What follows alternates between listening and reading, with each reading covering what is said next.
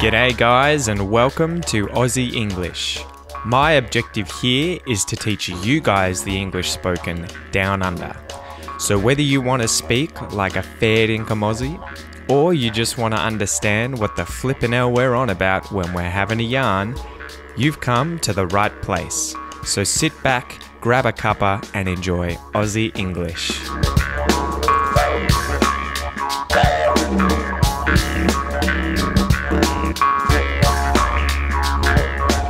G'day guys, welcome to this episode of Aussie English. This is episode 263.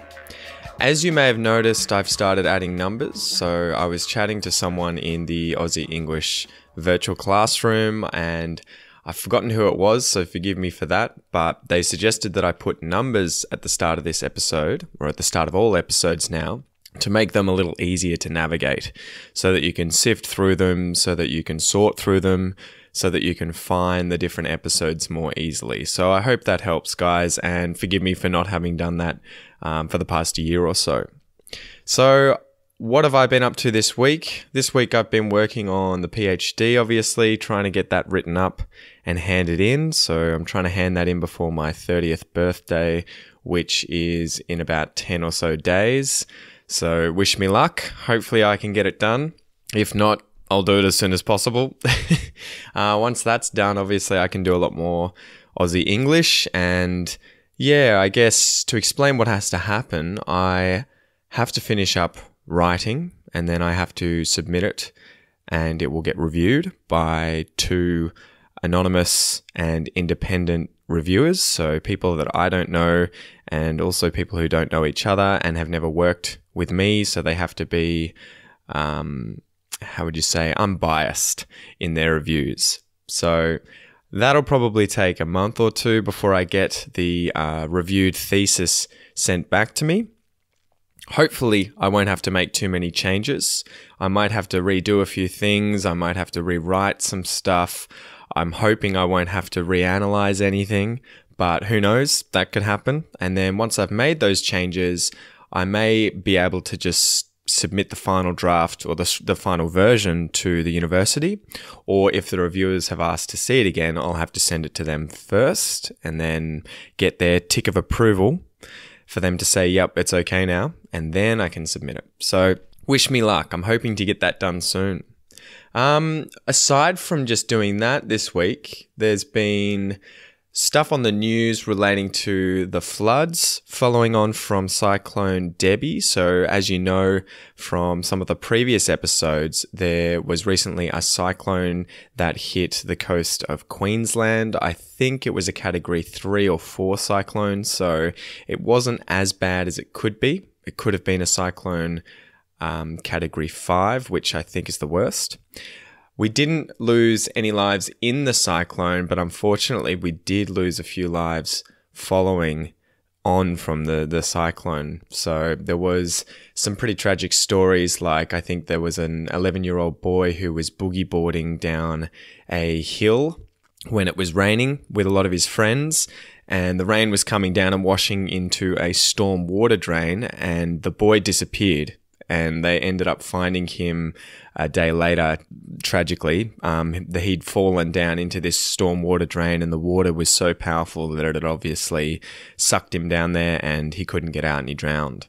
And we also had a tragic story of a woman whose car somehow careened or careered off the road into some flood waters, and her children passed away, well, they drowned in the water there, but fortunately one of her daughters escaped alive. So it is pretty interesting where you'll have such a dangerous event like the cyclone hit Australia and not kill any people in the event itself, but then following on from the cyclone, you have things like all of this flooding, which can then tragically lead to deaths. But on the good side, on the positive side of all of this, we've seen a lot of people coming together and working together to clean up the neighborhoods where you've had a lot of flooding. So the rivers have obviously collected a lot of water that's flowed down out of the mountains along these rivers and they've broken their banks, meaning that the water has risen to such an extent that it's flowed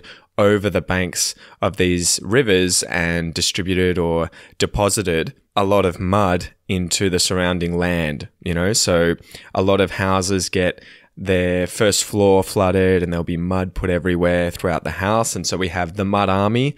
I think that's what they're nicknamed in Queensland, where volunteers get together and work together to clean up the neighborhood. So they get rid of all the debris, they go through houses and clean all the mud out, wash that all out, and just generally help people who need help and may not have insurance or may not just be able to do it on their own. So there's been some touching stories on the news with regards to that recently. Aside from that, there was also some funny stuff with some of the more dangerous animals in Australia. So I remember seeing some photos going around of bull sharks that had washed up on a road inland near a farm. So bull sharks are the most dangerous shark, I believe, when it comes to attacking humans.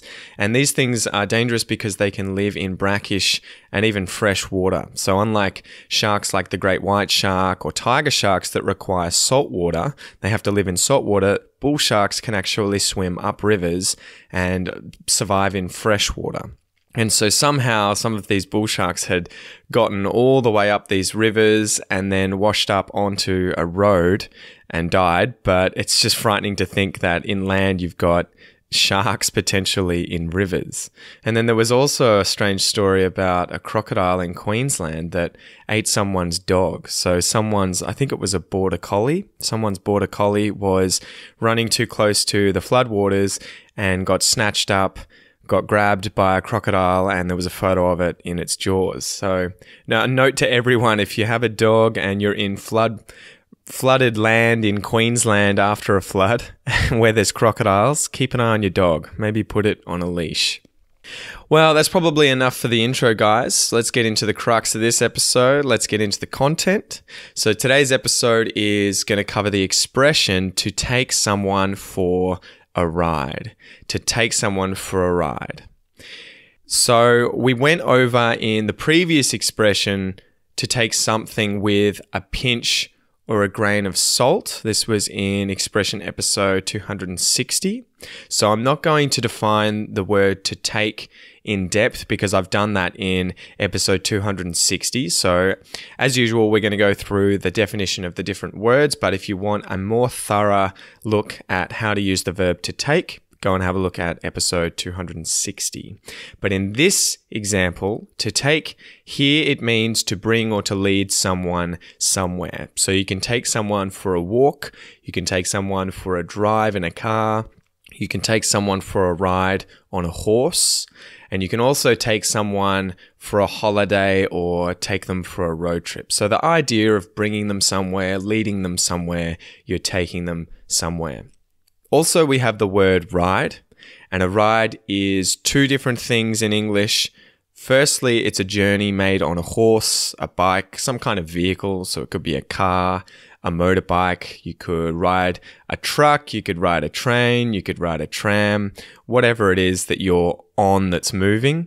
And that's what it means in this sense, but it can also be something like a roller coaster or a roundabout, an amusement ride at a fair or amusement park. So if you were to go to Luna Park, which is, I think, the world's oldest amusement park, and this is located in Melbourne. It's the one with the big white face where you have to walk through the mouth to get into it.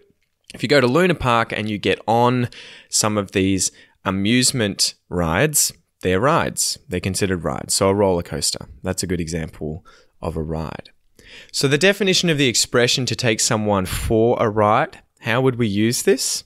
This can be used in both a literal and a figurative way. So the literal sense of the expression to take someone for a ride is to carry someone about, usually for recreation. So you could take them on a car, you could take them on a plane, you could take them on a boat, and they're going for a ride on that thing. So for example, get in my car, mate, and we'll go for a ride. Or can you take us for a ride in your boat? So that's the literal meaning of to take someone for a ride. It's to take them on a journey in a vehicle of some kind or on some sort of transport. But then we have the figurative version, and this is probably where you're going to hear this quite a bit in English, and it means to deceive someone, to trick someone, to con someone, or to cheat someone. So that's the figurative sense of the phrase to take someone for a ride. So let's go through some examples as usual, guys, so that you can better understand how you would use this expression in everyday English. So example number 1. And we're going to go through a bit of slang here. This is where you're going to be learning some Australian slang. You're getting a reno on your house. And a reno is a renovation. So you've hired a series of tradies to do the reno on your house. You could hire an electrician, which is known as a sparky, the slang term sparky. You could hire a carpenter, which is a chippy, if you use the slang term, a chippy. Or you could hire a bricklayer, which is a brickie. A sparky, a chippy, and a brickie. Or you could hire a plumber, but we don't really have a slang term like sparky, chippy, or brickie for plumber. You could probably use something more derogatory like a dunny diver, suggesting that someone dives into toilets. But yeah, just call them plumbers for now. So imagine you've hired these tradies to do a renovation on your house. So they're fixing up your house. Maybe they're putting a new room on your house, or they're giving your house a nicer bathroom, and they end up charging you for more work than they actually did. So they could potentially have charged you extra, or maybe they charged you for twice as much time as they actually spent doing it. Maybe they used some dodgy or sketchy materials, so some cheap or unsafe materials or products when they were doing the reno. Maybe they used inferior forms of plastic or wood or whatever the materials are that they are using. Except they charge you for the expensive version. So they're trying to make money here. That is an example of these people taking you for a ride. They've ripped you off. You've been ripped off by these people, meaning they've charged you more money than you should have paid. They've deceived you into paying more money than you should have. You've been taken for a ride by these tradies. You've been taken for a ride by the sparky, the chippy, the brickie, or the plumber. Or you could say they've taken you for a ride. Example number 2. So imagine you are a teenager who has fallen madly in love with someone. You've got a girlfriend or a boyfriend now, but you're only 15 or 16 years old. You want to spend the night at their house, but you know that your parents aren't going to let you go and do that when you're only 15 or 16 years old. So you've set up this elaborate plan to trick your parents into allowing you to stay out that night, but you're telling them that you're staying at a friend's house, not the girlfriend or boyfriend's house. And to sort of make it work, you've got your friend to come over to your house and tell your parents, oh yeah, he's coming to our place. He's staying the night at our house. It's all good this weekend. He's coming and he's staying at my place. We're just having a little party with all the boys or with all the girls. So then when the night comes, you actually go to your boyfriend or girlfriend's house instead of this friend's house that your parents believe you're going to. And the next day you get home and no one's the wiser. No one's the wiser, meaning no one is wise to what you did. They don't know anything. They're not wiser as in they haven't learnt about what's happened. So no one ever finds out. And you've tricked your parents. You've lied to your parents about what you were doing.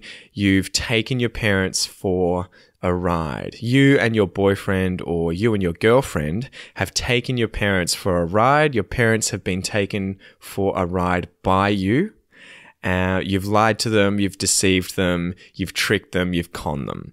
Although this example is not an example where it's really malicious, so it's not something where you've stolen anything or you've deceived them in a very, very nasty kind of way. This is more like a white lie. So you've done something you shouldn't have. It's sort of naughty, but yeah, you got away with it. You took them for a ride or they were taken for a ride by you. Example number 3. Maybe you meet someone and become really good friends with them.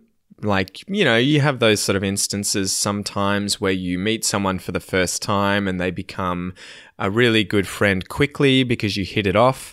You click really well with this person and it just feels like you've known them for a long time. So say you've met this person at a party or something, maybe out in the street, you've hit it off, you think they're really nice, you guys get along well, and you invite them to a party at your house that same day. And after the party, you discover that some of your valuables, some of your possessions have been stolen. They've disappeared. You can't find them anywhere. Maybe it's an expensive camera. Maybe it's some money, some jewelry, whatever it is. You ask around and all of your friends say they have no idea. They don't know where it is. And this new friend of yours is nowhere to be found. So they've obviously left the party. So you're a little sus to it. You're suspicious. You're like, I think this new person's taken my things. So you try and call this new friend of yours and they don't answer the phone. Or you go to their place and they're not there. In that case, you could say they've shot through. They've shot through, they've run off, they've disappeared. And in the meantime, you've been ripped off for thousands of dollars worth of your belongings, your possessions, your valuables. So they've ripped you off for the camera, some money, some jewelry, whatever it was. In this instance, we can also use this expression to be taken for a ride or to take someone for a ride. So in this case, the new friend of yours has taken you for a ride. They've tricked you, they've deceived you, they've stolen from you. They pretended to be your friend so that they could get invited to this party, or so that they ended up being invited to this party. And then they've robbed you, they've ripped you off, they've stolen from you. They've taken you for a ride, or you've been taken for a ride by this person, this so-called friend. They took you for a ride.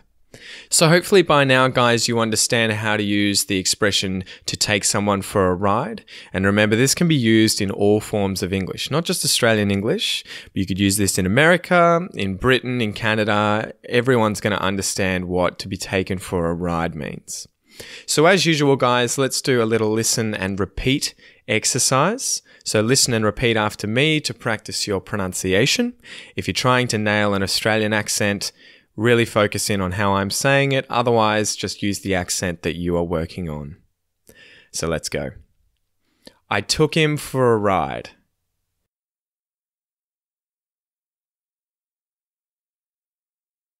You took him for a ride.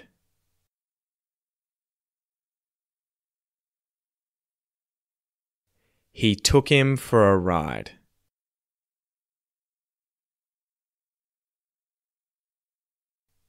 She took him for a ride.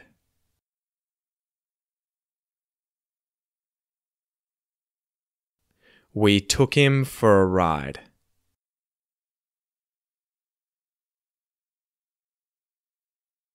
They took him for a ride.